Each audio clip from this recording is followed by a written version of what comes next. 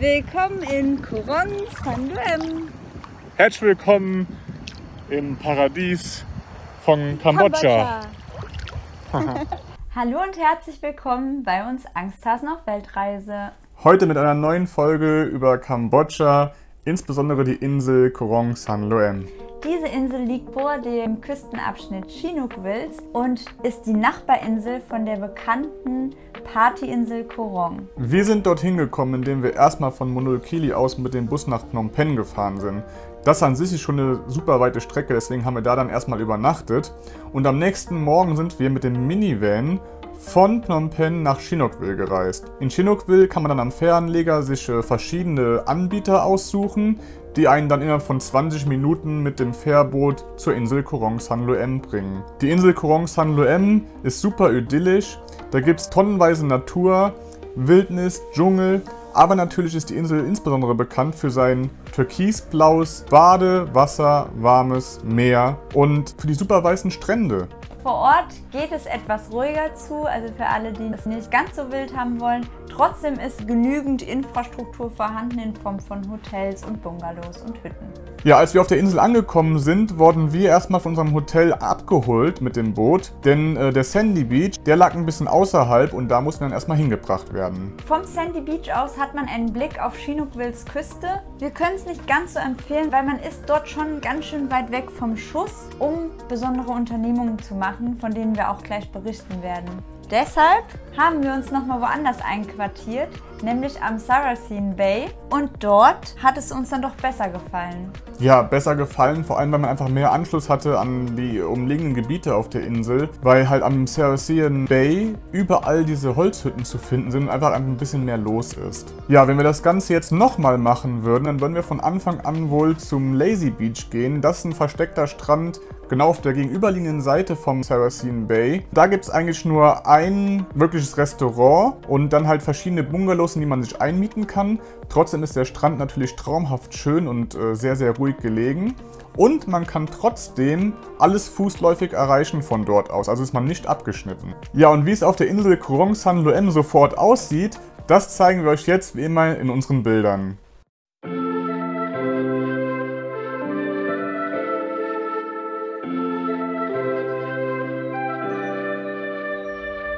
Something's in the air, I can feel it everywhere. Every color seems to bloom, and there's light in every room. Now they're looking up, I can see it in your eyes that lately it's been tough.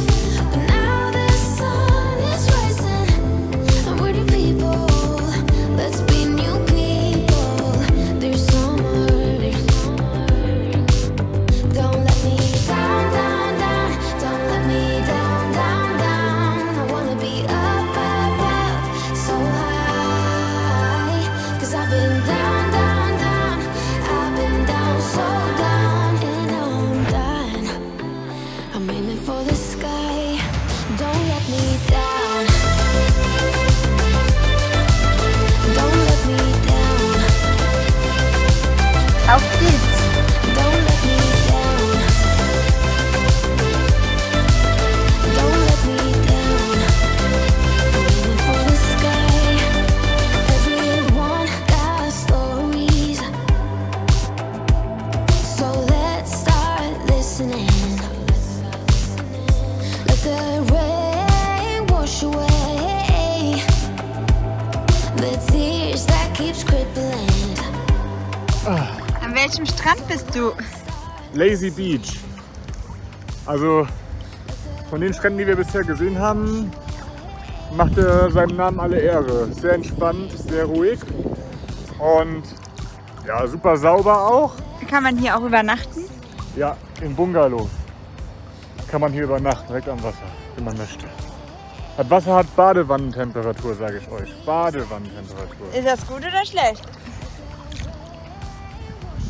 Gut, gut. Es ist schön warm, aber trotzdem erfrischend. Das ist Wahnsinn. Now they're looking up, I can see it in your eyes that lately it's been tough.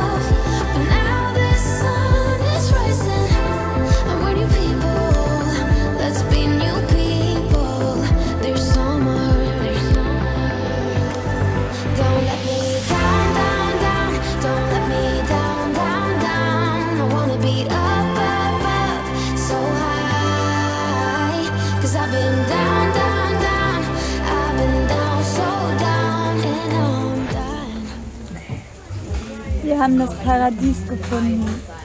Ja, wir müssen leider unsere kleine Tour abbrechen. Wir wollten jetzt noch zum Sunset Beach aufbrechen. Aber ein Blick auf den Berg da hinten, der noch vor uns steht, und mit Blick auf die Füße. Denn wir haben eigentlich nur Flipflops jetzt dabei. Glaube ich, ist halt ein bisschen überambitioniert. Wollen ja auch nicht im Dunkeln zurück. Genau. Also, wieder zurück. Ja, euch interessiert bestimmt, was man vor Ort so alles machen kann. Man kann dort schnorcheln, tauchen, kajaken oder aber auch die Inseln in Form von Wanderungen erkunden. Dort gibt es so ein paar Spots, die wirklich interessant sind, wie zum Beispiel das Lighthouse oder aber auch den Lazy Beach, die wir empfehlen können. Ja, was man auch machen kann, auch ganz alleine, ohne Guide, ist ein bisschen weiter ins Meer reingehen am Abend, wenn es dunkel ist. Haben mal das Wasser aufgewirbelt und tatsächlich, es war jetzt nicht so mega krass, so von wegen so, wow, jetzt ist alles mega hell erleuchtet, aber doch, ein bisschen funkeln konnten wir sehen und es ist doch ein Erlebnis gewesen. Ja, und jetzt sind wir auch schon wieder bei unseren Tipps angelangt. Tipp Nummer 1.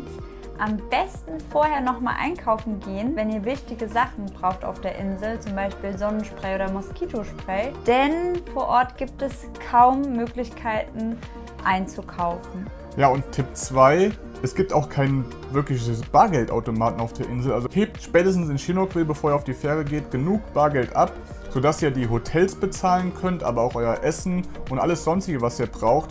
Denn wenn ihr bei den Hotels vor Ort bezahlt, wird euch immer nochmal eine Gebühr auferlegt. Und ja, das kann ziemlich schnell ein bisschen teurer werden als geplant.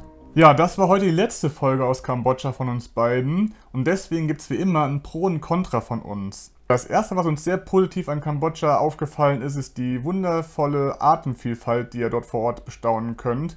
Es gibt außerdem super schöne weiße Tropenstrände. Ja, eine sehr schöne Vegetation, sehr viel Dschungel und ja, das hat uns sehr gut gefallen. Ja, ein zweiter positiver Punkt ist die Kultur von Kambodscha.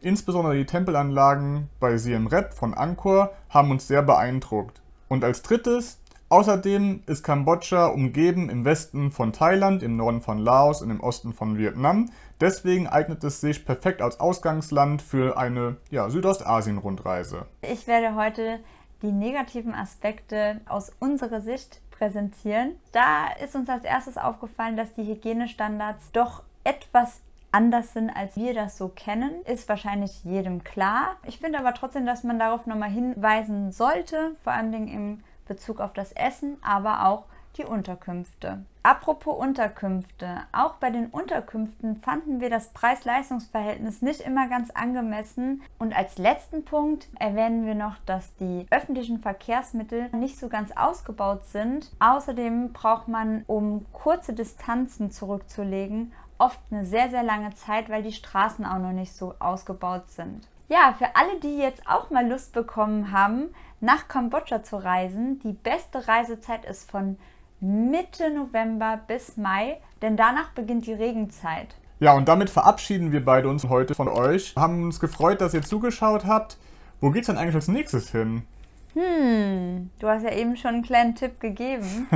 Kann man sich schon denken wahrscheinlich. Welches Land es dann aber genau wird, das seht ihr dann nächste Woche in der neuen Folge. Bis dahin, danke fürs Zuschauen, macht's gut. Sonnige Grüße. Ciao. Tschüss.